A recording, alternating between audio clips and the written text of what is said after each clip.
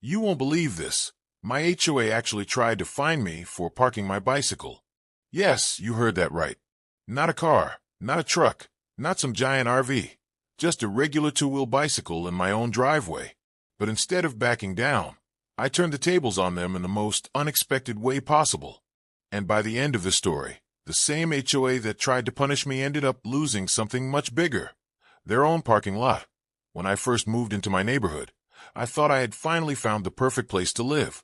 For the longest time, I had dreamed of escaping the noisy, crowded apartment complexes, where every night was filled with honking cars, thin walls, and neighbors who didn't know the meaning of quiet hours. So when I stumbled upon this neighborhood, it felt like a dream come true. The streets were lined with tall oak trees that swayed gently in the breeze. Kids rode their bikes freely, without worrying about speeding cars, and the air actually smelled fresh instead of exhaust-filled. The house I chose wasn't huge, but it was mine. A little driveway, a garage, a small front yard with enough space to plant flowers.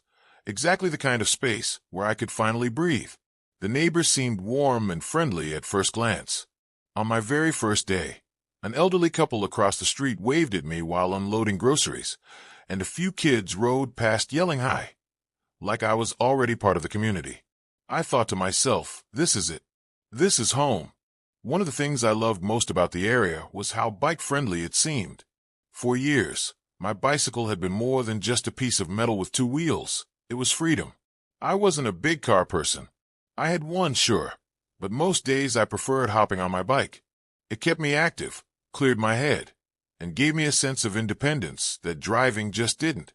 Riding down quiet roads, feeling the wind rush past my ears, hearing nothing but the steady rhythm of the tires rolling against the pavement.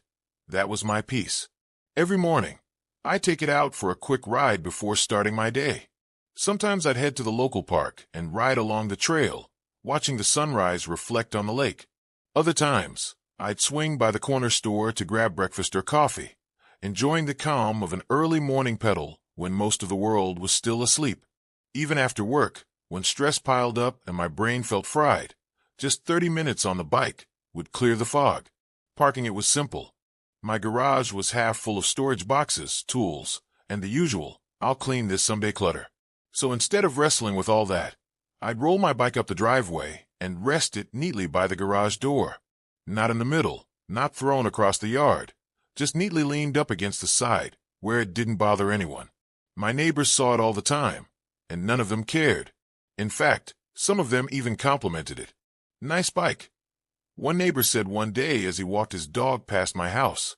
Thanks, I replied, smiling, proud of the fact that I actually took good care of it. Another neighbor, who had a couple of teenage kids, asked me where I bought it because his son wanted one similar for school rides. To me, that was just normal community interaction. People seeing something, talking about it casually, and moving on. Nobody ever gave me the impression that it was a problem. And so, for months, I thought everything was smooth sailing. Life was peaceful. I was happy. I had found balance again. But, as with most perfect places, sometimes the cracks take a little time to show. I'll never forget the first little warning sign, though at the time, I brushed it off like nothing. One afternoon, as I was bringing in groceries, I noticed a woman I hadn't spoken to yet, standing on the sidewalk across from my house. She was staring directly at my driveway, more specifically at my bike. I gave a polite wave, but she didn't wave back. Instead, she narrowed her eyes, crossed her arms, and walked away without a word. At that moment, I thought maybe she just had a bad day. Not everyone's friendly, and not everyone owes you a smile. But deep down, something about the way she looked at my bike made me uncomfortable, like I had broken some invisible rule. I told myself not to overthink it. After all, what could possibly be wrong with leaving a bicycle in my own driveway? Days went by, then weeks, and everything seemed fine again. I kept riding, kept parking it where I always did, and life rolled on. But slowly, subtle hints started to appear. I catch glimpses of people slowing down their walks as they passed my house, glancing at the bike with puzzled looks. Once, I overheard two neighbors chatting as I was unlocking my bike to ride. One whispered something I couldn't catch, and the other let out a disapproving little laugh. Again, I brushed it off. Maybe I was being paranoid. Still, the uneasiness grew. I had always been the kind of person who avoided conflict, someone who tried to respect people's space and mind my own business. The last thing I wanted was to be the weird neighbor with issues. So I kept convincing myself, it's just a bike. Who could possibly care? But little did I know, that small, harmless routine, parking my bike in the driveway, was about to ignite one of the strangest, pettiest battles I'd ever faced in my life. Because in neighborhoods like mine, peace doesn't always last. Sometimes, hidden beneath the smiling faces and polite greetings, there are people just waiting for a reason to assert control. And all it takes is something as small as a bicycle to set the whole thing off. Looking back now, I realize that moment. The day I thought I'd found the perfect place, the day I leaned my bike against the garage without a second thought, was the beginning of a storm I never saw coming. At first, it felt like freedom. That bike symbolized everything I wanted: simplicity, health, independence, and peace of mind. But soon, it would become the center of arguments, threats, and power struggles. The same neighbors who once smiled at me would be divided, some defending me, others turning against me. And the very organization meant to protect the neighborhood's values would reveal just how far they'd go to enforce control over the most ridiculous things. And here's the craziest part. I had no idea that their attempt to take away my freedom would backfire so hard that they'd end up losing something way more valuable than a little bike space. But before we get there, let me take you back to where it really started. The day the first notice showed up on my door. The day my bike went from being just a bike to being the spark that lit a fire under the entire HOA. That morning started out like any other. The sun was just peeking over the rooftops, casting long golden lines across the quiet street. Birds were chirping, sprinklers were ticking away in someone's lawn nearby, and for a brief moment, everything felt perfectly calm. I had just made myself a cup of coffee, ready to sit outside on the porch and enjoy a peaceful start to my day. But then I saw it. There, fluttering slightly in the breeze, taped right to my front door, was a bright orange slip of paper. For a second, my stomach dropped.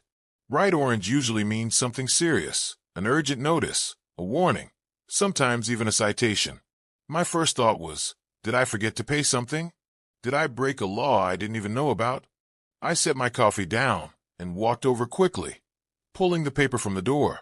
The tape ripped off with a little snap, and I unfolded the paper, scanning the words. And that's when my confusion turned into disbelief. It was from the HOA. The violation. Parking my bicycle in plain sight. I actually laughed at first because I thought it had to be a joke. A prank, maybe? Who on earth cared about my bicycle? It wasn't some rusty, falling apart mess. It wasn't blocking anyone's path. It was a clean, well-maintained bike parked neatly in my own driveway, leaning against my own garage.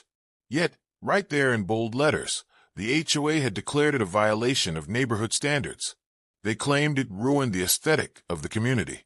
I remember standing there on my porch, staring at that line, almost speechless. Ruined the aesthetic? I muttered out loud. I looked around at the street, my eyes scanning the houses across from me. One yard had 3 faded lawn gnomes with chipped paint, one missing an ear. Another house had a sprinkler system that hadn't worked in months, leaving big brown patches in the grass. A few doors down, a rusted basketball hoop leaned awkwardly to one side, and trash cans sat out front for days after pickup. But somehow my bike was the problem. I shook my head in disbelief, reading on. The letter was written in the most cold, robotic way possible. No greeting, no polite explanation, just a blunt statement of my violation, and a threat attached at the end. If I didn't remove my bicycle from sight, they said, I would be fined $50 a day. $50 per day. I read it again, thinking maybe I had misunderstood. Nope. It was crystal clear. They were threatening to charge me $350 a week, $1, $500 a month, simply for leaving my bike outside where it had always been. At that moment, my laugh disappeared. My chest tightened, and a wave of frustration bubbled up inside me. I had worked hard for this house. I paid my dues. I followed the rules, or at least, the reasonable ones. But now they were telling me that something as harmless as a bicycle wasn't allowed to exist in my driveway. It wasn't just about the money, though the amount was absurd. It was about the principle. I wasn't breaking the law. I wasn't harming anyone. I wasn't dragging down the neighborhood. If anything, I was setting a good example by staying active and using my bike for transportation. But instead of encouraging that, the HOA had decided to punish it. I crumpled the notice slightly in my hand and walked back inside, pacing back and forth. My thoughts raced. Is this really happening? Can they even do this? Who complains about a bike? I pictured the meeting where someone must have raised the issue. I could almost hear the fake serious voices. Oh yes, that bicycle really makes the community look terrible. We can't have that kind of clutter bringing down property values. Clutter? Property values? Over a two-wheel bike leaning against a garage. The absurdity of it made my blood boil. I tried to shake it off. Maybe I could just call them and explain. Maybe this was a misunderstanding. But then I reread the notice again and again, and it became clear. It wasn't a mistake. It was deliberate. Someone had complained. Someone had taken the time to write up this violation. And someone thought it was worth threatening me with hundreds, even thousands of dollars, all because of a bicycle.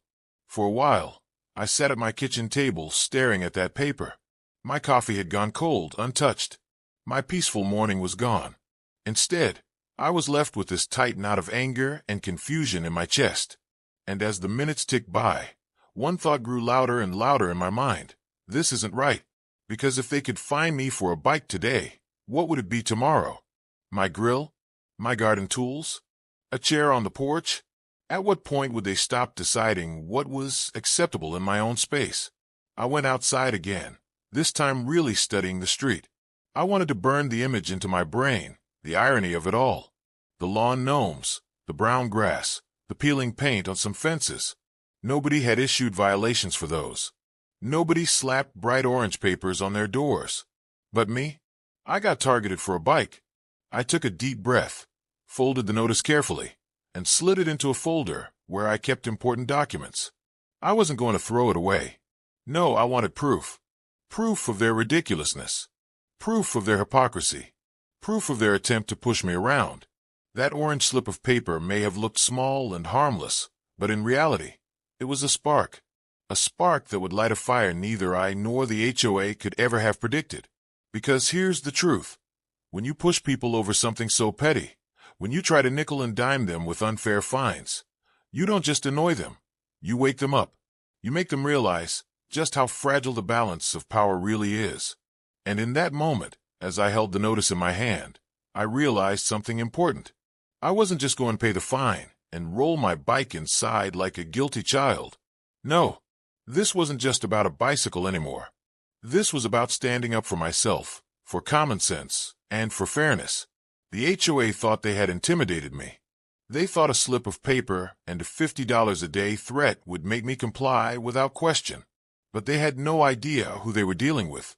That little orange notice marked the beginning of a battle, and I was more than ready to fight back. I honestly thought it had to be a mistake.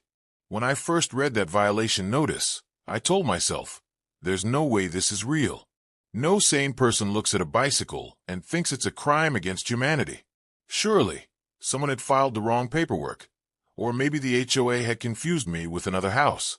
I figured all I had to do was go to the next HOA meeting, clear up the misunderstanding, and move on. That's what a reasonable person would expect, right? So when the day of the meeting arrived, I tucked the orange slip into a folder, straightened my shoulders, and headed to the clubhouse, where the HOA held their gatherings. The moment I walked inside, I felt the tension. The room was stuffy, with fluorescent lights buzzing overhead, casting everything in that sterile, uncomfortable glow. Folding chairs were lined up in rows, and about 20 or so neighbors were already seated, murmuring quietly to one another. At the front sat the board, a row of people behind a long table, papers stacked neatly in front of them, like they were government officials running a courtroom instead of volunteers running a neighborhood. At the center of the table was the HOA president, and if you've ever had to deal with an HOA before, you won't be surprised when I say she fit the role a little too perfectly. Sharp haircut, glasses perched on the edge of her nose, lips pursed like she had just sucked on a lemon. She radiated that I know better than you energy, and even before she opened her mouth, I knew she was going to be trouble. Let's call her Karen.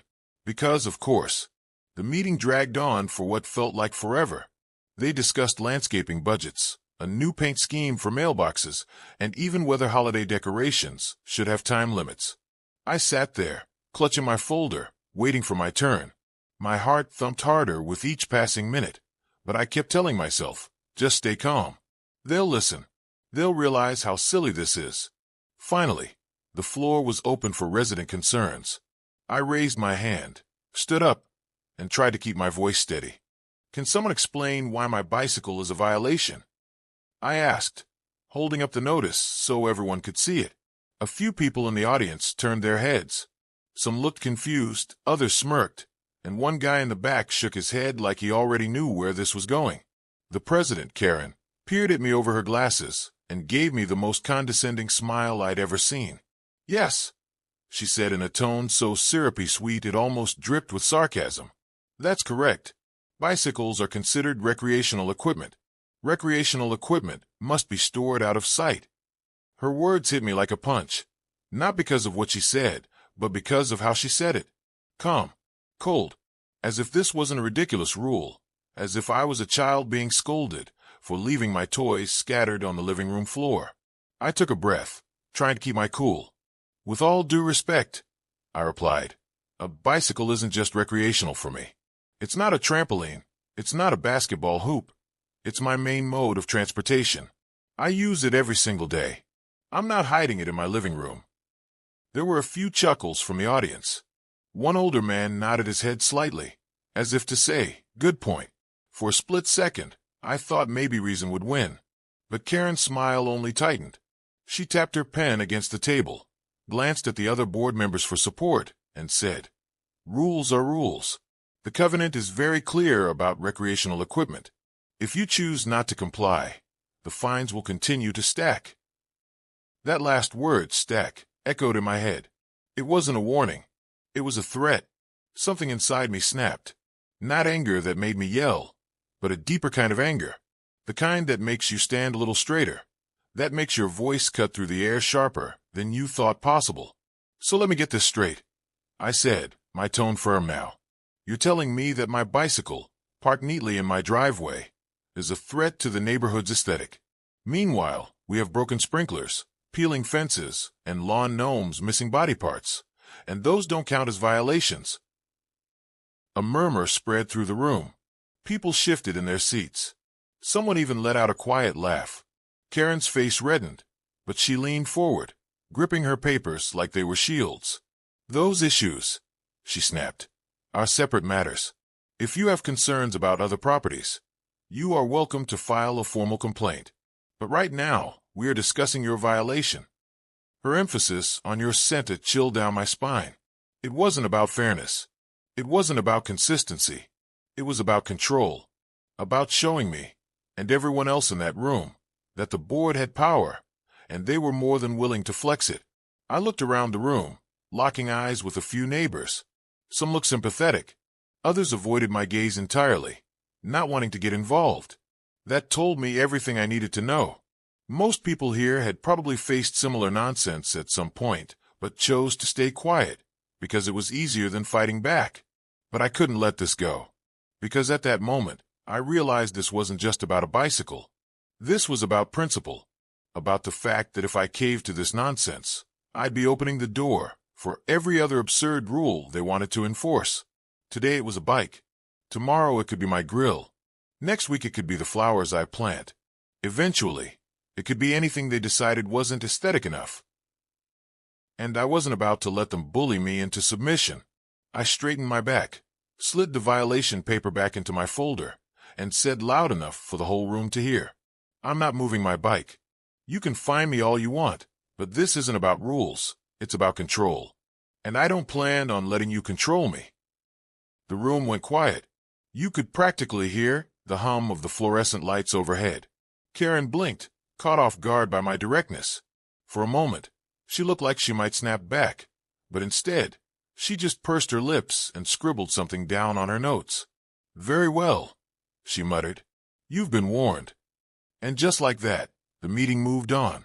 But for me, everything had changed. As I walked out of that clubhouse, my heart was pounding. Not with fear, but with determination. They thought they could intimidate me. They thought a $50 a day fine would scare me into obedience. But they had no idea what they had just started. Because if this was the game they wanted to play, then fine. I was ready to play. And I had no intention of losing. Here's where things get really interesting. Up until this point, I thought I was just another homeowner being bullied by an overzealous HOA. I figured they had the upper hand, that they could nickel and dime me with fines until I either gave up or gave in. But then I did something most people in my neighborhood probably never bothered to do. I actually sat down and started reading the HOA bylaws. Now, let me be clear. HOA bylaws aren't exactly exciting reading material. They're pages and pages of dry, boring language written in legal jargon designed to put you to sleep in 5 minutes. But I was angry. And when you're angry, you pay attention to things you might normally ignore. So I made myself a pot of coffee, spread the thick binder out on my dining table, and started going through it line by line. At first, it was exactly what I expected. Rules about paint colors, lawn maintenance, acceptable mailbox designs, pet restrictions, and, of course, the infamous section about recreational equipment. But then I noticed something strange, something tucked away in the financial section that most people probably skimmed past without a second thought. There it was, in black and white. The HOA owned several parcels of land in the neighborhood, separate from the individual homes. Most were common areas like the park strip, the little playground, and some green space near the walking trail. But one entry in particular caught my eye, the neighborhood's main parking lot. I leaned closer, rereading the description. This was the big parking area just a block away from my house, the one residents used for overflow when their driveways were full or when guests came over. Everyone depended on that lot. On weekends, it was packed with cars. During HOA meetings, half the board members themselves parked there. It wasn't just some minor piece of land. It was essential to the neighborhood's day-to-day life. Curiosity got the better of me, so I pulled up the county's property records online. And that's when my jaw nearly hit the floor. The parking lot wasn't just listed as HOA property. It had a giant red flag next to it. Delinquent taxes. I blinked, rubbed my eyes, and refreshed the page, thinking maybe I'd misread it. But no, it was right there in plain sight. The HOA had failed to pay property taxes on the lot for years. And because of that, it was officially scheduled for a tax auction in just a few weeks. I couldn't believe what I was seeing. The same HOA that was threatening me with $50 a day fines over a bicycle had completely neglected to pay a few $1,000s in property taxes. A few thousand. That was nothing compared to the amount of money they collected in dues from all of us homeowners every year. How does that even happen? I sat back in my chair, laughing out loud in disbelief. The hypocrisy was unreal. These people wanted to control the color of our curtains, the length of our grass, even whether or not a bike leaned against a garage. But they couldn't handle the most basic responsibility of paying taxes on land they owned. The more I thought about it, the funnier it became. This wasn't just a mistake. This was an opportunity. Because according to county law, once property is listed for a tax auction, anyone, literally anyone, can step in and pay off the owed taxes to claim ownership of the deed. That meant the HOA's precious parking lot, the one they relied on for every event, every overflow car, every gathering, could slip right out of their hands and into mine. I pulled the notice closer, my mind racing with possibilities. What would happen if I bought it? What would happen if, the next time they tried to find me, I showed up at a meeting holding the deed to their own parking lot? The thought alone made me grin. But then practicality kicked in. I needed to know more. I spent hours researching how tax auctions worked. I called the county office, posing as just a curious citizen who wanted to understand the process. They explained it simply. The taxes were delinquent, the lot was up for auction, and unless the current owner, the HOA, paid the balance in time, it was fair game. The amount? Just a few $1,000s. That was less than a year's worth of the bogus fines they were trying to stick me with. I remember sitting there, staring at my laptop screen, and feeling the shift inside me. This wasn't just about defending myself anymore. This was about outsmarting them, about turning the tables so hard they wouldn't even see it coming. I decided right then and there I was going to do it. I was going to buy their parking lot. The thought of it made me almost giddy, like I was holding on to the greatest secret weapon nobody else in the neighborhood knew about. The very same HOA board members who had looked down on me, who had spoken to me like I was some unruly child, were completely clueless that their own incompetence was about to cost them dearly. The irony was almost too perfect. I thought back to that meeting with Karen, her smug expression as she said, "Rules are rules." I thought about how she tapped her pen against the table, convinced she was untouchable. And now here I was, holding the knowledge that could pull the rug right out from under her and the entire board. I couldn't wait. For the next few days, I did everything by the book. I double-checked the deed records. I confirmed the amount owed. I even spoke to a tax attorney just to make sure I wasn't missing anything. And with every confirmation, my excitement grew. This was real. This was happening. I started imagining the scene in my head. The next HOA meeting, me walking in casually, the board sitting there smug as always, and then me dropping the bombshell, pulling out the deed and letting them know that from now on, their precious parking lot wasn't theirs anymore. That mental image alone was enough to make all the frustration worth it. And here's the craziest part. It wasn't even about revenge at that point. It was about justice. It was about proving that if you're going to enforce rules on everyone else, you better be capable of following your own. The HOA had tried to make an example out of me, but thanks to their negligence, I was about to make a much bigger example out of them. So when the auction date rolled around, I was ready.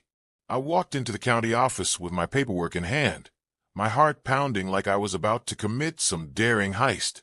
But in reality, all I was doing was signing a few forms and writing a check. Just like that, the deed to the neighborhood's main parking lot transferred into my name. I walked out of that office grinning ear to ear, the papers clutched tightly in my hand. The HOA wanted to fine me over a bike. Fine. But now I owned their parking lot, and they had no idea what was coming. I went straight to the county office, filed the paperwork, and within weeks, I became the legal owner of the HOA's precious parking lot. Let me say that again, because even now, thinking about it still makes me laugh. I became the legal owner of the very parking lot that the HOA relied on for almost everything.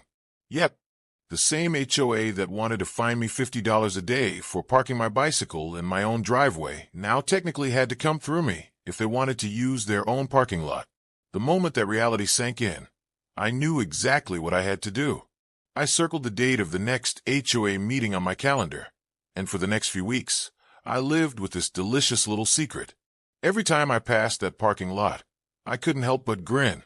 Cars lined up neatly in rows, neighbors coming and going like nothing had changed. Yet everything had changed. They didn't know it yet, but that asphalt didn't belong to the HOA anymore. It belonged to me. And when the night of the meeting finally rolled around, I was ready. I walked into the clubhouse carrying a simple manila folder, inside of which sat the deed to the parking lot. Just one thin stack of papers, but those papers were about to flip the entire power dynamic of the neighborhood upside down. The room was already buzzing when I arrived. Folding chairs were lined up in neat rows. Neighbors were murmuring about late trash pickups, lawn violations, and other petty HOA issues. At the front sat the board, with Karen in her usual spot at the center, chin raised, glasses perched on her nose, looking like the queen of the castle.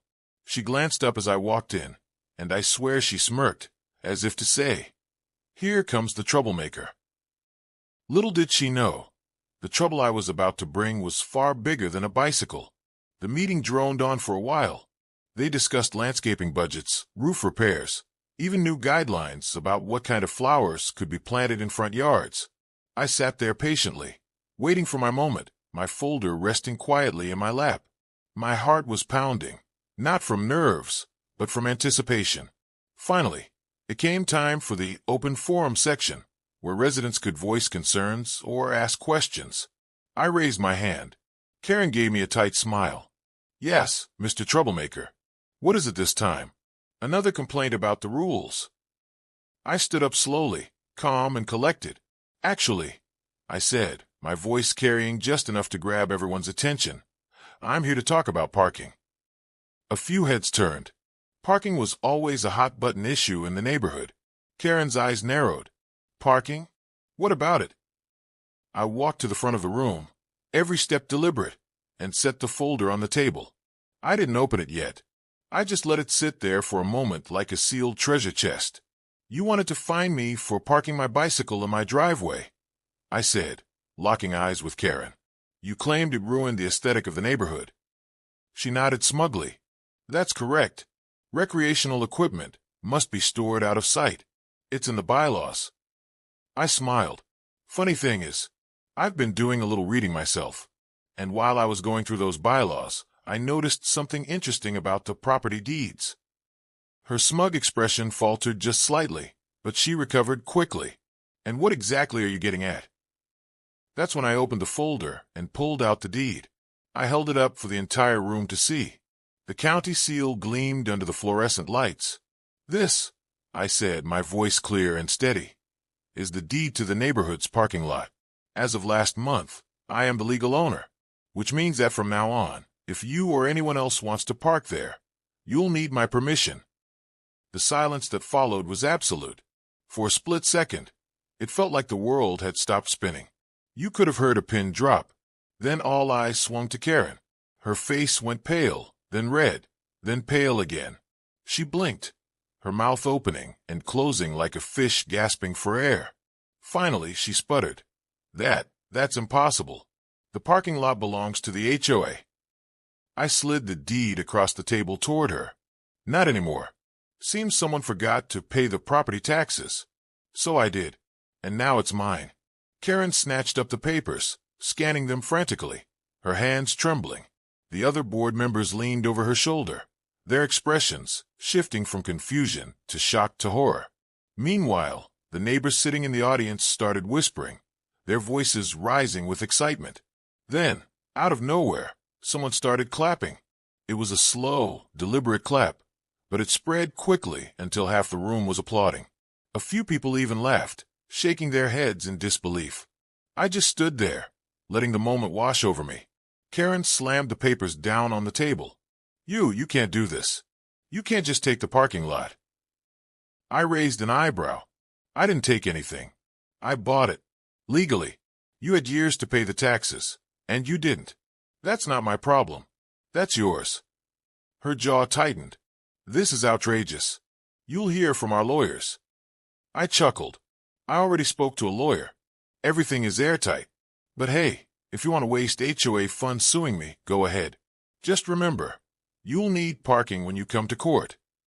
The room erupted in laughter. Karen looked like she might actually faint. One of the board members buried his face in his hands. Another whispered something under his breath that I'm pretty sure was a curse word. Meanwhile, the neighbors were eating it up. Some were high-fiving. Others were recording the moment on their phones. A woman in the back shouted, "Looks like the HOA just got out HOA'd." And the room roared. I leaned forward, my voice calm but firm. Here's how this is going to work. You wanted to fine me for parking my bike? Fine. But now, I own the only extra parking spaces in this neighborhood. So unless you want to see a lot of cars getting towed, I suggest you rethink how you treat your residents. Karen's hands were shaking as she tried to maintain her composure. This isn't over, she muttered. I smiled. Oh, I know. It's just beginning. And with that, I tucked the deed back into my folder, turned, and walked out of the room. Behind me, neighbors were still cheering, clapping, and laughing. It felt like walking off a stage after delivering the performance of a lifetime. In that moment, I realized something important. The HOA had tried to make me feel small, powerless, and controlled. But with a little research, patience, and creativity, I had turned the tables completely. I didn't just win back my right to park a bicycle. I won the right to stand tall, to show them that their power wasn't absolute, that sometimes the underdog has the sharpest bite. And the best part? Every time I pass that parking lot now, I can't help but smile. Because no matter how many rules they try to enforce, no matter how smug Karen tries to act, I know one thing they'll never forget. The day they tried to fine me for a bike, and lost their entire parking lot instead. Of course, the HOA tried to fight back. I mean, did anyone really think Karen and her crew were just going to roll over and admit defeat? No way. These people had lived off power trips for years, and now, with me holding the deed to their precious parking lot, they were desperate. The very next day after the meeting, I got a letter shoved into my mailbox, official HOA letterhead, stamped in bold red letters at the top. Notice of legal action. I opened it right there on my porch, and I had to laugh. Inside, they accused me of unfairly acquiring association property, claiming that my ownership of the lot was invalid and contrary to the community's interests. The letter ended with a threat. If I didn't return the property to the HOA, they'd be forced to pursue immediate legal remedies. It was the kind of thing designed to scare someone into backing down. But here's the problem. They underestimated me. Because I had already done my homework. I'd spoken with a tax attorney before I even filed the paperwork. I'd confirmed every step with the county office. The deed was legitimate, airtight, and completely above board. And I knew it. So instead of panicking, I poured myself a cup of coffee, sat at my kitchen table, and drafted my own reply. It was short and sweet. Per county records, I am the legal owner of the parking lot. Any attempt to interfere with my rights as owner will be considered harassment. I suggest we discuss this civilly before you waste more of the association's money. I slipped it into an envelope, hand-delivered it to their little HOA office, and walked away smiling. The next week, they doubled down. Another letter. This one dripping with Karen's tone. Even though she hadn't signed it personally, I could hear her voice in every word. They claimed they had consulted counsel, and that the HOA bylaws gave them the right to reclaim the lot. Nice try. I showed the letter to my attorney, who just shook his head and chuckled. They don't have a leg to stand on. The bylaws don't override state law. You own it fair and square. So, while they were scrambling to find loopholes, I went about my business, riding my bike, parking it in my driveway like always, and walking past the parking lot I now owned with the kind of grin you can't fake. But the HOA wasn't done embarrassing itself. At the following board meeting, Karen tried to spin the whole thing like I was some kind of villain. This individual, she announced dramatically, has exploited a loophole and deprived the community of a vital resource. Neighbors weren't buying it. They'd been there the night I dropped the bombshell. They'd seen Karen's face turn red. They knew this wasn't me exploiting a loophole. This was the HOA's own negligence coming back to bite them. One neighbor even spoke up. Maybe if you'd focused less on bicycles and more on paying bills, this wouldn't have happened. The room erupted in laughter. Karen's glare could have burned holes through the drywall. When their smear campaign failed, they tried their last desperate move, rewriting the bylaws. They proposed an amendment that would give the HOA the right to reclaim lost property in the event of delinquency. Basically, they wanted to invent a rule after the fact to erase their mistake. But here's the kicker. Even if the amendment passed, it couldn't apply retroactively. Laws don't work that way. My ownership was already locked in. The county had transferred the deed. Case closed. At this point, even some of the board members started realizing they were wasting their time and money, because every letter they mailed, every lawyer they consulted, every hour they spent fighting me, it all came out of HOA funds, which meant it came out of the dues residents paid, the same residents who were now openly laughing at them. Pretty soon, they had no choice but to negotiate. Their threats had failed, their legal theories had crumbled, and their credibility was in shambles. The parking lot was mine, and they knew it. So when Karen finally reached out, her tone clipped, her pride obviously bruised, I made my one condition crystal clear. Drop all bicycle fines. Permanently. There was a pause on the other end of the line, as if she couldn't believe what she was hearing. Out of everything I could have demanded, money, special privileges, power, I was asking for something so simple, so symbolic, it almost stunned her into silence. But that was the point. I didn't want money. I didn't want revenge checks from the HOA. I wanted them to admit, once and for all, that their so-called rules were ridiculous, that their obsession with aesthetic had no business interfering with my life, or anyone else's, and they had no choice but to agree. Why? Because without that lot, their own board members had nowhere to park their cars during meetings. Residents were already grumbling about circling the block just to find spots on side streets. People were annoyed, frustrated, and they knew exactly who to blame. So Karen swallowed her pride, and the board voted to rescind the bicycle fines. Just like that, the rule that had started this entire battle was gone. I can't even describe the satisfaction of that moment. Not only did I get to keep parking my bike exactly where I always had, but I forced them to admit their rule was petty, unnecessary, and unenforceable. They had gone from threatening me with daily fines to begging me not to tow their cars off the lot. The irony was almost poetic. Neighbors congratulated me in passing. Some even joked about how I should start charging the board members double just for the privilege of using the spaces. Others said it was the first time they'd ever seen the HOA actually back down from a fight. And me? I just kept riding my bike, free as ever, knowing I'd proven a point bigger than just one rule.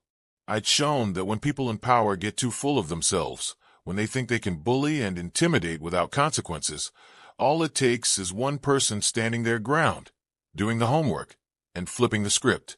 The HOA had tried to make me bend. Instead, they broke. And every time I ride past that parking lot, still mine, still a reminder of the fight, I can't help but smile. Because I know they'll never forget the day they tried to fine me for parking my bike, and ended up losing far more than they ever imagined. At the end of the day, this story isn't just about a bicycle. It's about standing up to people who abuse their power. The HOA thought they could scare me with fines, but instead, they lost something much bigger, their own parking lot. So here's the lesson. Never underestimate how far a little persistence and some creative thinking can go. When people try to push you around, don't just fight back. Outsmart them. Because sometimes, the best revenge isn't yelling or arguing. It's turning the tables so hard that the bullies never see it coming. And that's exactly what I did.